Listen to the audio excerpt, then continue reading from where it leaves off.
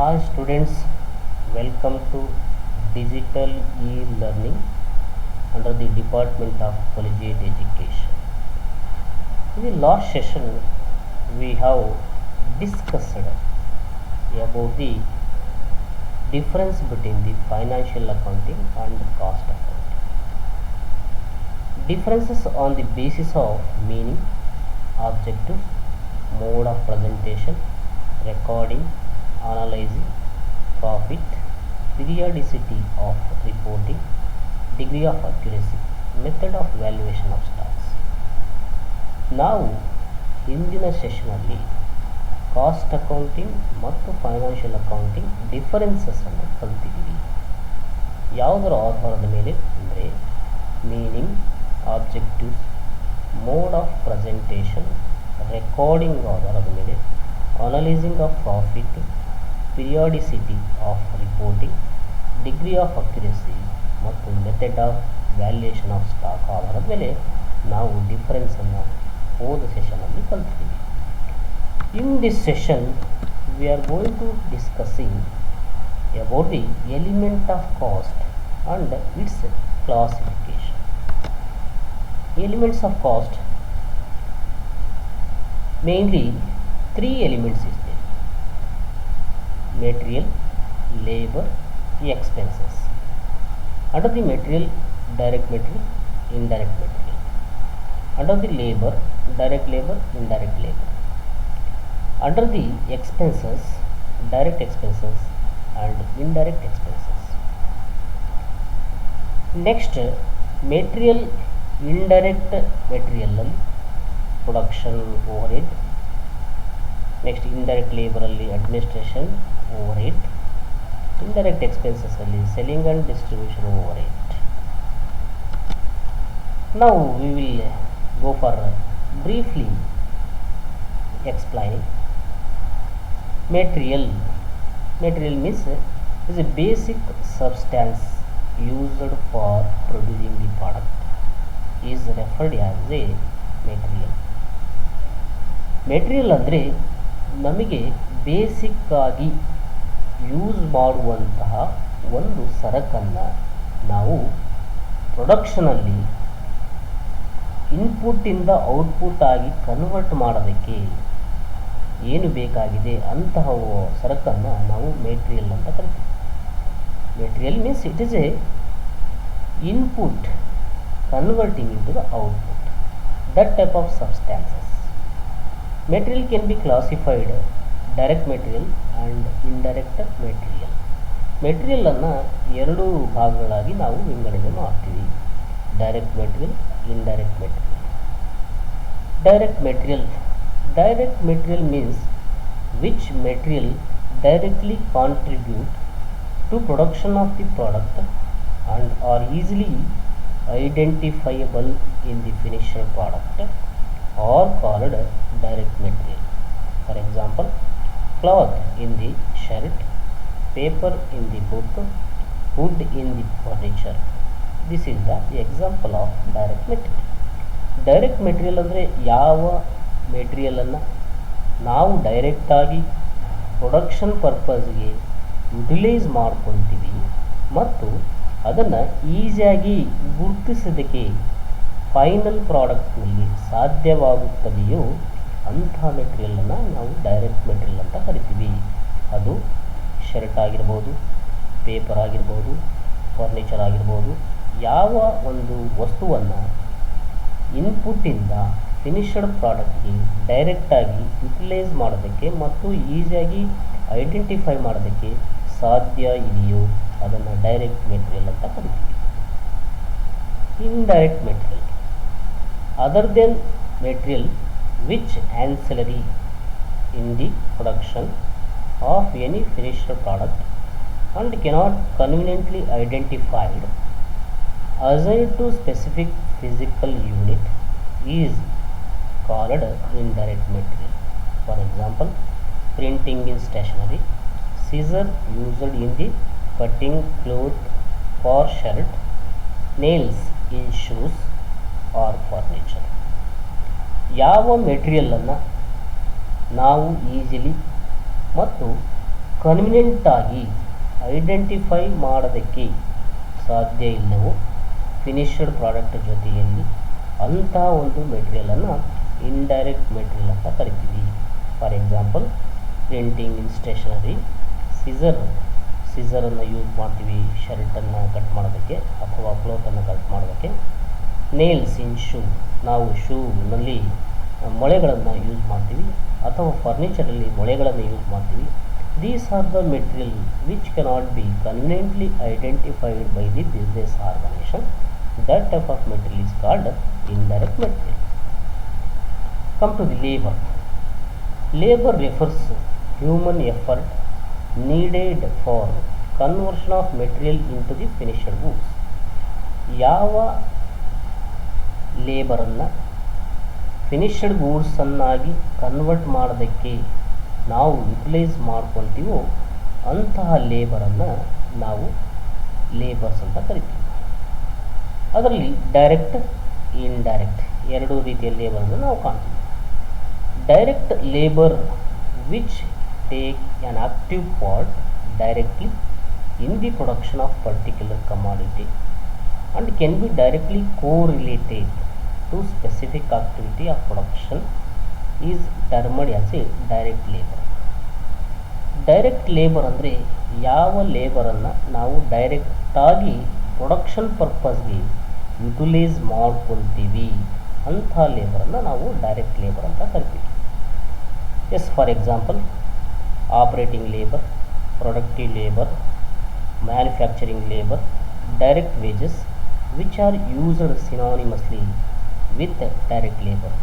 ಡೈರೆಕ್ಟಾಗಿ ನಾವು ಯಾವ ಒಂದು ವಸ್ತುವನ್ನು ಪ್ರೊಡಕ್ಷನ್ ಮಾಡೋದಕ್ಕೆ ಡೈರೆಕ್ಟಾಗಿ ಯೂಸ್ ಮಾಡ್ಕೊತೀವಿ ಅಂಥ ವ್ಯಕ್ತಿಗಳನ್ನು ಡೈರೆಕ್ಟ್ ಲೇಬರ್ ಅಂತ ಕರಿತೀವಿ. Indirect labour, employ who do not directly take part in manufacturing process and whose cost cannot be conveniently identified with individual cost center are included under the indirect labor. Such labor does not alter the construction, composition, condition of the product. For example, salary of the foreman, director are some example of indirect labor. ಯಾವ ಲೇಬರನ್ನು ನಾವು ಡೈರೆಕ್ಟಾಗಿ production ಪರ್ಪಸ್ಗೆ utilise ಮಾಡ್ಕೊಳೋದಿಲ್ವೋ ಅಂಥ ವ್ಯಕ್ತಿಗಳನ್ನು ನಾವು indirect labour ಅಂತ ಕರಿತೀವಿ. A labor which cannot be conveniently and easily identified with the cost center or cost unit in the production process. That type of labor is called indirect labor. ಯಾವ ಲೇಬರನ್ನು ನಾವು ಡೈರೆಕ್ಟಾಗಿ production ಪರ್ಪಸ್ಗೆ ಡೈರೆಕ್ಟಾಗಿ utilise ಮಾಡ್ಕೊಳೋದಿಲ್ವೋ ಅಂಥ ಲೇಬರ್ಗಳನ್ನು ನಾವು indirect labour ಅಂತ ಕರಿತೀವಿ. For example sales man, salary of the four man, these are the example of indirect labour. Expenses, the cost which incurred in the production process but not included under the material or labor are generally expenses. ಯಾವ ಒಂದು cost production ಪ್ರೋಸೆಸ್ಸಲ್ಲಿ ಡೈರೆಕ್ಟಾಗಿ include ಆಗಿರುವ ಅಂಥ ಎಕ್ಸ್ಪೆನ್ಸಸ್ಸನ್ನು ನಾವು direct expenses ಅಂತ ಕರಿತೀವಿ. They can be directly or indirectly, ಎರಡೂ ಡೈರೆಕ್ಟಾಗಿ ಮತ್ತು ಇಂಡೈರೆಕ್ಟಾಗಿ ನಾವು ಎರಡೂ ವಿಧಗಳಾಗಿ ವಿಂಗಡಣೆ ಮಾಡ್ತೀವಿ. Direct expenses are those expenses which can be directly and conveniently allocated to the cost centre or cost unit. ಯಾವ ಒಂದು ಡೈರೆಕ್ಟ್ ಎಕ್ಸ್ಪೆನ್ಸನ್ನು ಕನ್ವೀನಿಯೆಂಟಾಗಿ ಮತ್ತು ಈಸಿಯಾಗಿ ಕಾಸ್ಟ್ ಸೆಂಟ್ರು ಮತ್ತು ಕಾಸ್ಟ್ ಯೂನಿಟ್ ಜೊತೆ ಅಲೋಕೇಶನನ್ನು ಮಾಡ್ತೀವೋ ಅಂಥ ಎಕ್ಸ್ಪೆನ್ಸಸ್ಸನ್ನು ಡೈರೆಕ್ಟ್ ಎಕ್ಸ್ಪೆನ್ಸಸ್ ಅಂತ ಕರಿತೀವಿ. Indirect expenses means all those expenses which cannot be identified with the production of cost unit or cost center. That type of expenses is called indirect expenses. ಯಾವ ಎಕ್ಸ್ಪೆನ್ಸಸ್ಸನ್ನು ನಾವು ಕನ್ವೀನಿಯೆಂಟಾಗಿ ಮತ್ತು ಈಸಿಯಾಗಿ ಐಡೆಂಟಿಫೈ ಮಾಡೋದಕ್ಕೆ ಸಾಧ್ಯ ಇಲ್ಲವೋ ಅಂಥ ಎಕ್ಸ್ಪೆನ್ಸಸ್ಸನ್ನು ಇಂಡೈರೆಕ್ಟ್ ಎಕ್ಸ್ಪೆನ್ಸಸ್ ಅಂತ ಕರಿತೀವಿ. Next, classification of the cost. We are going to classify different cost classification into direct and indirect cost, classification into fixed and variable cost, classification into controllable and non-controllable cost, classification into historical and predetermined cost, classification into normal and abnormal cost. First, classification into direct and indirect cost. Direct costs are those costs which can be directly engaged in the production process. That type of cost is called direct cost. ಯಾವ ಕಾಸ್ಟನ್ನು ನಾವು ಡೈರೆಕ್ಟಾಗಿ ಮತ್ತು ಈಸಿಯಾಗಿ production ಪ್ರೋಸೆಸ್ಸಲ್ಲಿ identify ಮಾಡೋದಕ್ಕೆ ಸಾಧ್ಯ ಇದೆಯೋ ಅಂಥ ಕಾಸ್ಟನ್ನು ನಾವು ಡೈರೆಕ್ಟ್ ಕಾಸ್ಟ್ ಅಂತ ಕರಿತೀವಿ. For example, raw material, wages of the machine operator. Next, indirect cost, those cost which cannot be conveniently identified by the business organization with the cost center or cost unit. That type of cost is called an indirect cost. For example, power, rent, lighting, these are the example of the indirect cost.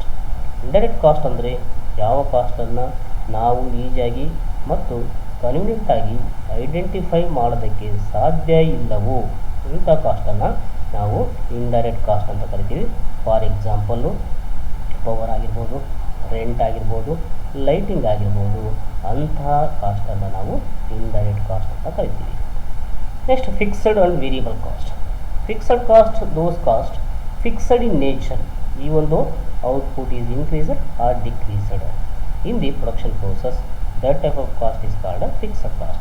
Fixed cost ಅಂದರೆ ಯಾವ ಕಾಸ್ಟನ್ನು ನಾವು output ಜಾಸ್ತಿ ಆದ್ರೂ ಮತ್ತು ಕಡಿಮೆ ಆದ್ರೂ ಸಹ fix ಆಗಿರುತ್ತೋ ಅಂಥ ಕಾಸ್ಟನ್ನು ನಾವು ಫಿಕ್ಸಡ್ ಕಾಸ್ಟ್ ಅಂತ ಕರಿತೀವಿ. For example, building rent, salary of the manager. Next, variable cost. Variable cost which varies from one situation to another situation, even if increase in the production and decrease in the production. Variable cost ಅಂದರೆ ಅದು variation ಆಗ್ತಾ ಇರುತ್ತೆ. Production ಹೇಗೆ ಜಾಸ್ತಿ ಆಗುತ್ತೋ variable cost ಜಾಸ್ತಿ ಆಗುತ್ತೆ, ಮತ್ತು ಪ್ರೊಡಕ್ಷನ್ ಹೇಗೆ ಕಡಿಮೆ ಆಗುತ್ತೋ ವೇರಿಯಬಲ್ ಕಾಸ್ಟು ಕಡಿಮೆ ಆಗುತ್ತೆ. For example, direct material production ಜಾಸ್ತಿ ಆದಂಗೆ ಜಾಸ್ತಿ ಆಗುತ್ತೆ, ಮತ್ತು ಮೆಟೀರಿಯಲ್ ಪ್ರೊಡಕ್ಷನ್ ಕಡಿಮೆ ಇದ್ದರೆ ಪ್ರೊಡಕ್ಷನ್ ವೇರಿಯಬಲ್ ಕಾಸ್ಟು ಕಡಿಮೆ ಆಗುತ್ತೆ. Next, wages, power, these are the variable cost example. Next, classification into controllable and non-controllable cost. Controllable cost which can be controlled by the business organization during the production process or purchasing the material. Next, non-controllable cost means which cannot possible by the organization in order to control. ಯಾವ ಕಾಸ್ಟನ್ನು ಆರ್ಗನೈಸೇಷನ್ಗೆ control ಮಾಡೋದಕ್ಕೆ ಸಾಧ್ಯ ಇದೆಯೋ ಅಂಥ ಕಾಸ್ಟನ್ನು ನಾವು controllable cost ಅಂತ ಕರಿತೀವಿ. ಯಾವ ಕಾಸ್ಟನ್ನು ಆರ್ಗನೈಸೇಷನ್ನಿಂದ control ಮಾಡೋದಕ್ಕೆ ಅಸಾಧ್ಯವಾಗಿರುತ್ತೋ ಅಂಥ ಕಾಸ್ಟನ್ನು ನಾನ್ ಕಂಟ್ರೋಲಬಲ್ ಕಾಸ್ಟ್ ಅಂತ ಕರಿತೀವಿ. Controllable cost, for example, cost of the raw material. While purchasing the raw material, if we are going to purchase bulk, then cost of the purchasing we can reduce. This is the controllable cost example. Non-controllable cost, factory rent, manager salary, which cannot possible by the business organization in order to control. Next, classification into historical and predetermined cost. Historical cost means which already incurred during the manufacturing or previous cost, that is called a historical cost. Predetermined cost means which will be incurred in future in order to producing the product. That type of cost is called a predetermined cost. Historical cost ಅಂದರೆ already ಮಾಡಿರುವಂತಹ ವೆಚ್ಚವನ್ನು ನಾವು historical cost ಅಂತ ಕರಿತೀವಿ.